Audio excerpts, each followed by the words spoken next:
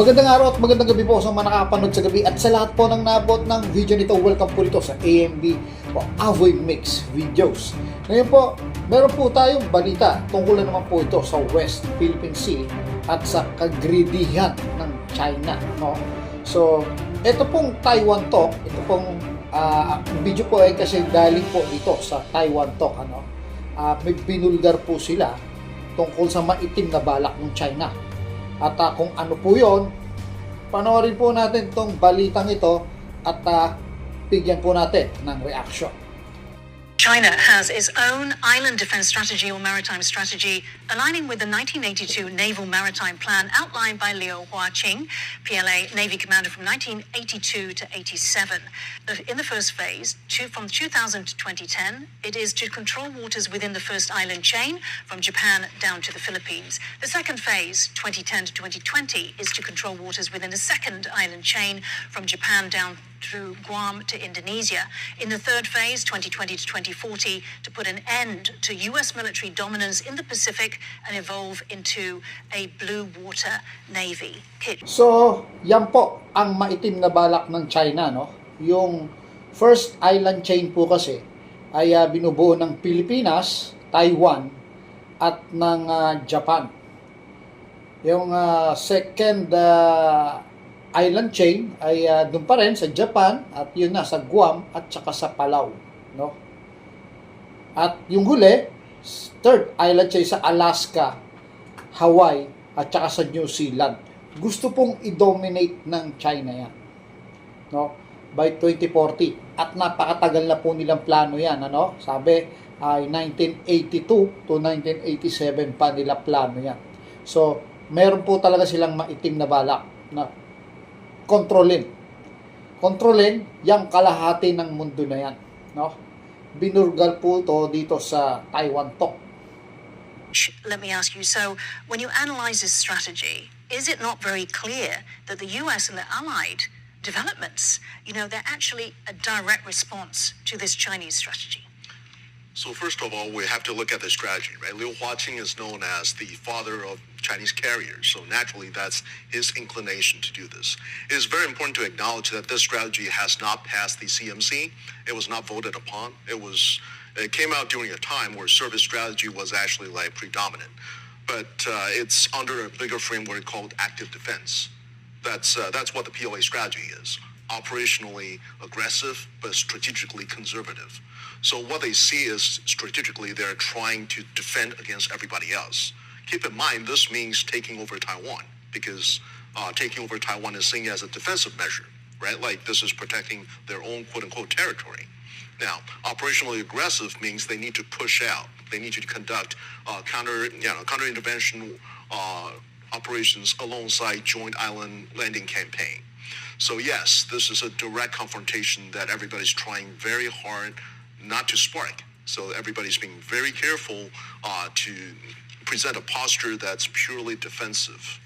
Okay, and General Lee, should we be seeing the China's... So totoo yung sinasabi nila, no? Not to strike, but purely to defense.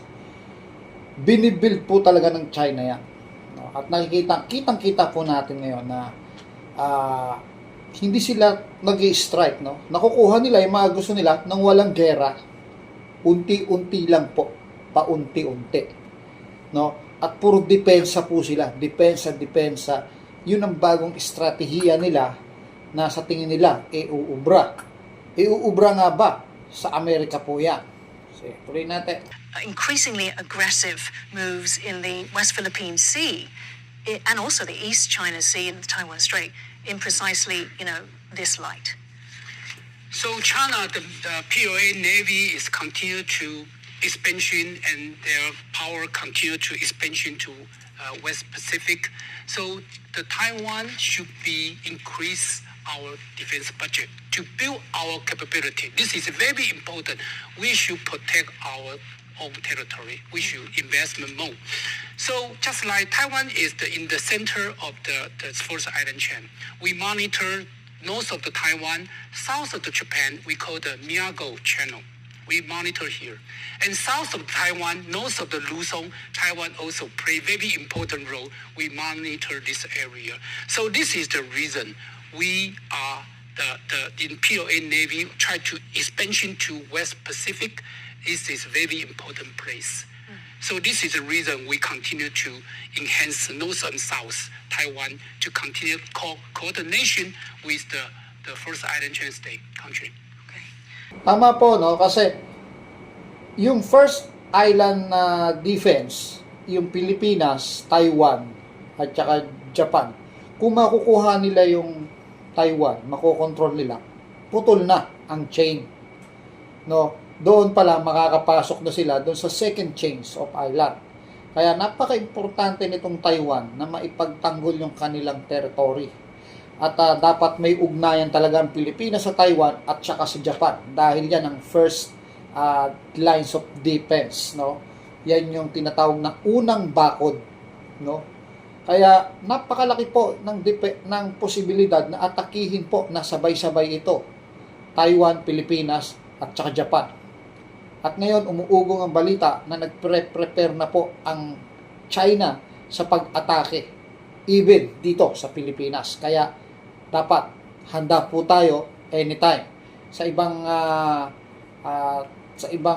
lugar binabalita na po na nagpe-prepare na talaga ang China. Even sa atin siguro hindi binabalita yan para hindi magpanik yung taong bayan. Pero ang totoo po talagang nagpe-prepare na po ang China para umatake. Dahil may goal po sila sa mga bawat taong lumilipas. Now, in reaction, we can see China, through its Global Times site, pushing propaganda against both the Philippines and Japan. Firstly, it says that Japan is breaching its pacifist constitution. And secondly, that, quote, Japan's persistent attempts to deny, whitewash its war aggression history suggest it has yet to truly confront its past, a fact that remains a point of contention for China, South Korea, Singapore, and other regions. At that, its participation, quote, introduces unprecedented volatility to the region. Now let's play the Singaporean Prime Minister's comments the last time China pushed this narrative. Watch. We hope the two countries will find ways to resolve these very complex issues and move forward. Southeast Asia has done that with Japan, as far as the history is concerned. It has taken some time, but with the passage of time, with the passing of generations, the feelings are not the same. And we have put the history aside and we're moving forward. And it's quite striking that survey after survey shows that Japan is the #1 trusted great power in Southeast Asia. And so Singapore and all the Southeast Asian countries support Japan playing a bigger role in our region, including on the security front, because we think that provides for some stability in the region. So, Kitch. So sana nga po, no, itong Singapore totoong mag-support dito sa Japan. At may role ito na kasi powerful din po itong Japan, ano? At magampanan niya yung role ng peace and stability dito, even dito sa Southeast Asia. So, sana makuha natin ang support ng Singapore or ng Indonesia, buong Indonesia, o ng Southeast Asia. Kasi ang problema, may mga Southeast Asians na panig po sa China. At baka itong Southeast Asians na to mahati. May panig sa American, ang iba naman dito panig sa China. The Singaporean Prime Minister seems to oppose what the Chinese say. Yeah, it's very interesting that China actually signaled out Singapore and Korea in this instance. And as General Lee mentioned before about the one theater concept, right? This was actually a concept brought up by Japan, by the Japan's Minister of Defense when Hegseth was actually visiting Japan. Just like we mentioned again, just like now we discussed the Balikatan. Balikatan, imagine so big power in the south of Taiwan conduct a joint exercise, and another is the almost 20 observers in this area. This is kind of the deterrence. It's a signal to deterrence. So we would like to understand this is the deterrence. It should be built up the one theater concept. One theater, first island chain, one theater concept. concept. If the concept is work, it will be successful. Okay. So one theater, one Concept. force. Yes, Force. because Does the that- one theater is the we are played together. One theater concept. So now continue just like Japan and Philippines and US will conduct in this area. First island chain is one theater and one chapter. So together, work together, defense together. So hanggang dito na lang po, no? So tama po siya. Mabigat po ang training ng exercise sa balikatan. So kasama po dyan ng Japan at Amerika, Pilipinas. At siyempre, huwag natin i-underestimate yung kakayahan nating mga Pilipino. At huwag i-underestimate ng China ang mga Pilipino. Once na ang ating troops nakapasok, nakatungtong sa kanilang land, mahihirapan na po sila. At hindi po sila sanay sa gera. Ang karamihan ng sundalo natin, makapasok lang sa land nila, tapos po sila. So, yan po yung ine-exercise, invading island, invading land. Ine-exercise po yan sa balikatan.